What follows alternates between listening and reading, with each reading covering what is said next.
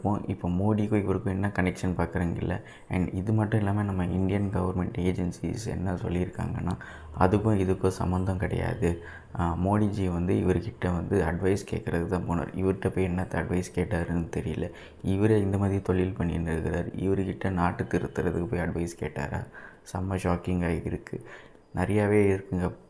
அந்த படிக்க இன்னுமே ரொம்ப ஷாக் ஆகுது. என்னென்னா 13 to 14 ஏஜ் கேர்ள்ஸ்லேருந்து மேரிட் உமன்ஸ் வரைக்கும்லாம் வந்து அரேஞ்ச் பண்ணி இந்த மாதிரி செலிப்ரிட்டிஸ்க்கு கொடுத்துருக்காங்க அவங்க ப்ளெஷருக்காக. அண்ட் நிறைய பேர் பார்த்திங்கன்னா ட்ரம்ப் அவர் பண்ணியிருக்கிற வேலையெல்லாம் பார்க்குறப்போ செம்ம ஷாக்கிங்காக இருக்குது.